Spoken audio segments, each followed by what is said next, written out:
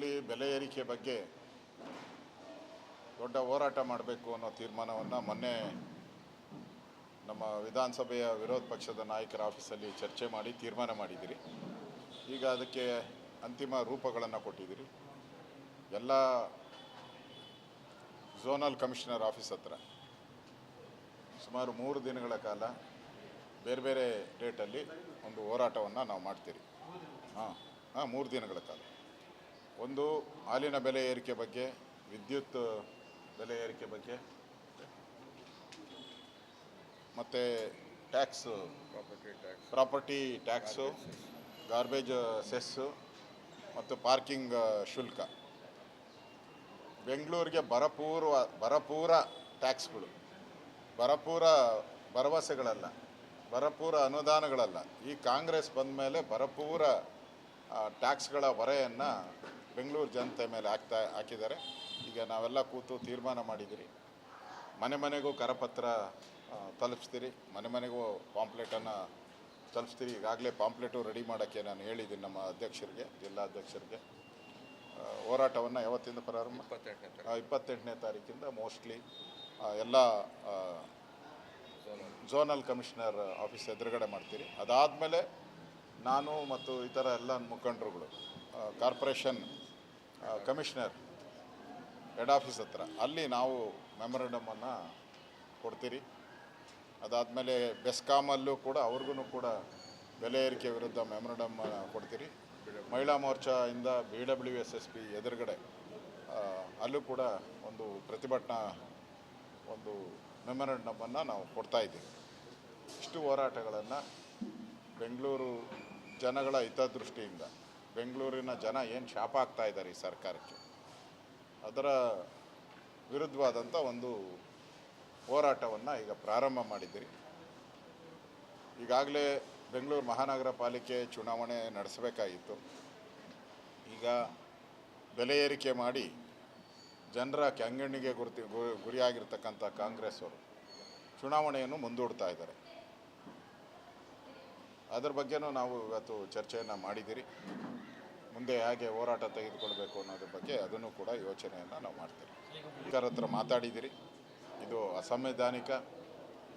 ಆ ಅಧಿವೇಶನಕ್ಕಷ್ಟೇ ಮಾಡೋವಂಥದ್ದು.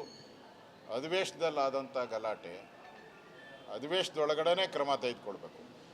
ಅಧಿವೇಶನದ ಹೊರಗಡೆ ನಿಮಗೆ TADA ಕೊಡಲ್ಲ, ನಿಮಗೆ ಕಮಿಟಿ ಭಾಗವಹಿಸಲ್ಲ, ಇದೆಲ್ಲ ಹೇಳುವಂಥದ್ದು ಪ್ರಜಾಪ್ರಭುತ್ವದ ವಿರೋಧಿ ನೆಲೆ.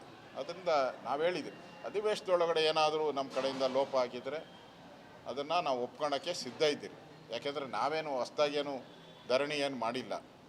ಈ ಥರ ಧರಣಿ, ಸಾವಿರಾರು ಧರಣಿ ವಿಧಾನಸಭೆ ಅಧಿವೇಶನದಲ್ಲಿ, ಇದಕ್ಕಿಂತ ದೊಡ್ಡ ಧರಣಿ ಮೈಕ್ಗಳು ಕಿತ್ತಾಕಿ ಸ್ಪೀಕರ್ನ ಎಳೆದಾಟ ಮಾಡಿದ್ದಾರೆ.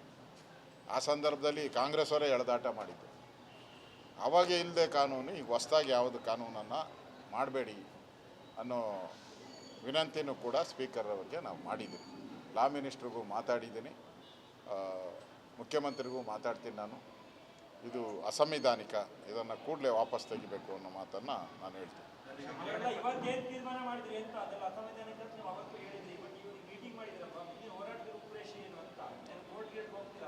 ಅದಕ್ಕೆ ಈಗ ಮಾತಾಡಿದ್ದೀರಿ 3 ಜನ ಥರ ಅವರು, ನಾವು ಕೂತು ಮಾತಾಡ್ತೀನಿ ಅಂತ ಹೇಳಿದ್ದಾರೆ. ಮಾತಾಡಿ ತೀರ್ಮಾನ ಹೇಳಿದ್ಮೇಲೆ ನಾವು ಏನು ಮಾಡಬೇಕು ಅನ್ನೋದನ್ನು ಯೋಚನೆ ಮಾಡ್ತೀವಿ.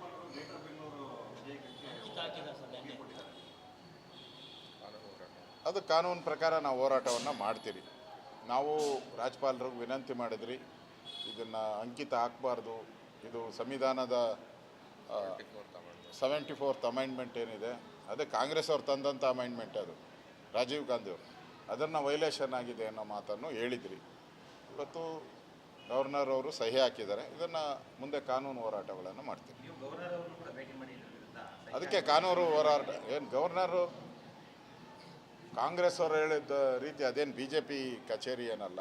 ಕಾಂಗ್ರೆಸ್ ಅವರು ಹೇಳ್ತಾರೆ ಸೈನ್ ಹಾಕಿದ್ರೆ ಅದು ಜನರಲ್ಲು, ಸೈನ್ ಹಾಕಿಲ್ಲ ಅಂದರೆ ಅದು BJP ಕಚೇರಿ. ಅದು ಮಾಮೂಲಿ ಈ ಕಾಂಗ್ರೆಸ್ ಅವರ ಒಂದು ಕುತಂತ್ರ. ಅದು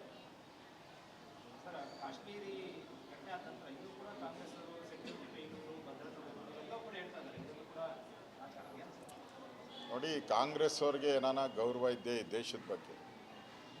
ಸೆಕ್ಯೂರಿಟಿ ಕೊಡುವಂಥದ್ದು ದೇಶದ ಮಿಲಿಟ್ರಿ ವ್ಯವಸ್ಥೆ, ದೇಶದ ಸೈನಿಕರು, ನಮ್ಮ ಗಡಿಯನ್ನು ಕಾಯ್ತಾ ಇರುವಂಥ ಸೈನಿಕರು, ನಮ್ಮ ಪ್ರಾಣ ರಕ್ಷಣೆ ಮಾಡ್ತಾ ಇರುವಂಥ ಸೈನಿಕರು, ಅವ್ರ ಬಗ್ಗೆನೇ ಅನುಮಾನ ವ್ಯಕ್ತ ಮಾಡಿದ್ರೆ ನೀವು ಯಾರ ಬಗ್ಗೆ ಒಳ್ಳೆ ನಂಬಿಕೆ ಇಟ್ಕೊಂಡಿದ್ದೀರ ಹಂಗಾರೆ? ಈ ದೇಶದಲ್ಲಿ ನಾವು ಸೈನಿಕರೇ ಪರಮೋಚ್ಚ ಅಂತ ಹೇಳುವಂಥವ್ರು, ಯೋಧರೇ ಪರಮೋಚ್ಚ ಅಂತ ನಾವು ಹೇಳುವಂಥವ್ರು.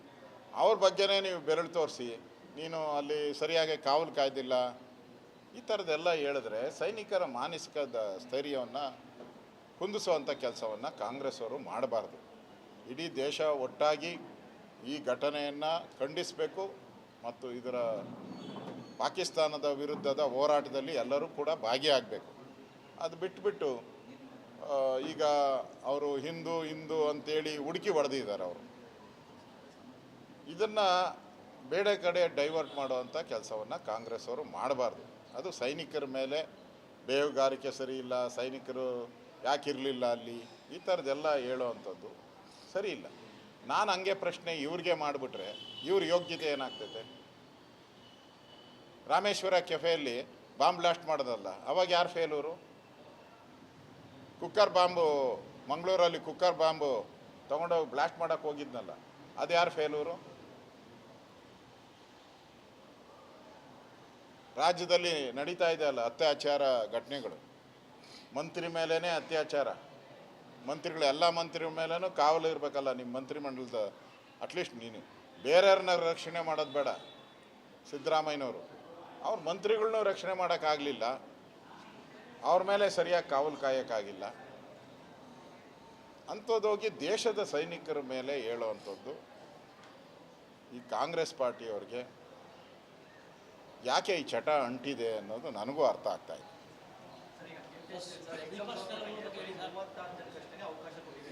ಬಂದಿದ್ದಾರೆ, ಅವರೆಲ್ಲರೂ ಕೂಡ ಬಂದಿದ್ದಾರೆ. ನಾವು ಎಕ್ಸಾಮ್ಗೋಸ್ಕರ ಹೋರಾಟ ಮಾಡಿರೋದು, ನ್ಯಾಯಕ್ಕೋಸ್ಕರ ಹೋರಾಟ ಮಾಡಿದಿರಿ. ಅಲ್ಲಿ ಕ್ವಶನ್ ಪೇಪರೇ ಸರಿಯಾಗಿಲ್ಲ, ಕನ್ನಡ ಭಾಷಾಂತರ ಮಾಡೋದೇ ತಪ್ಪುಗಳು ಮಾಡಿದ್ದಾರೆ, 74 ತಪ್ಪುಗಳು ಮಾಡಿದ್ದಾರೆ. ಅದನ್ನೆಲ್ಲವನ್ನು ಬಿಡಿಸಿ ವಿಧಾನಸಭೆಯಲ್ಲಿ ಹೇಳಿದ್ದೀನಿ. ಮುಖ್ಯಮಂತ್ರಿನೂ ಹೇಳಿದರು ನಾನು ಓಪನ್ ಮೈಂಡಲ್ಲಿದ್ದೀನಿ, ನಾನು ಎಕ್ಸಾಮ್ ಮಾಡೋದು ಅಂತ. ಈಗ ಕೋರ್ಟ್ ಆದೇಶ ಬಂದಿದೆ, ಅದನ್ನು ನಂಗೆ ಕಾಪಿ ಸಿಕ್ಕಿಲ್ಲ, ಪರಿಶೀಲನೆ ಮಾಡಿ ಮುಂದೆ ಹೇಗೆ ಹೋರಾಟ ಮಾಡಬೇಕು ಅಂತ ಯೋಚನೆಯನ್ನು ಮಾಡ್ತೀನಿ.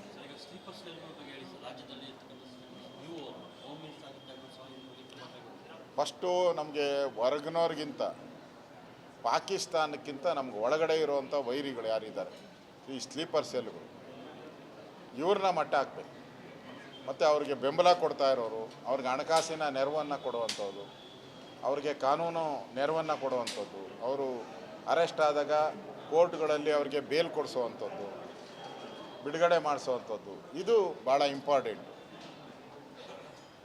ಆ ದೃಷ್ಟಿಯಿಂದ ಕೇಂದ್ರ ಸರ್ಕಾರ ಈಗಾಗಲೇ ಪ್ರಧಾನಮಂತ್ರಿಗಳು ಹೇಳಿದ್ದಾರೆ, ಹೊರಗಡೆ ಇರೋರನ್ನೂ ಬಿಡಲ್ಲ, ಒಳಗಡೆ ಇರೋರನ್ನೂ ಬಿಡಲ್ಲ ಅನ್ನೋ ಮಾತನ್ನು ಹೇಳಿದ್ದಾರೆ.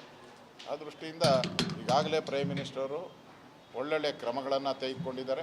ಪಾಕಿಸ್ತಾನಕ್ಕೆ ಸರಿಯಾದಂಥ ಪಾಠವನ್ನು ಕಲಿಸುವಂಥ ಒಂದು ಕ್ರಮಗಳನ್ನು ತೆಗೆದುಕೊಂಡಿದ್ದಾರೆ. ಅವ್ರು ಏನು ತೆಗೆದುಕೊಂಡಿದ್ದಾರೆ ಅದಕ್ಕೆ ನಾನು ಸ್ವಾಗತ ಮಾಡ್ತೀನಿ.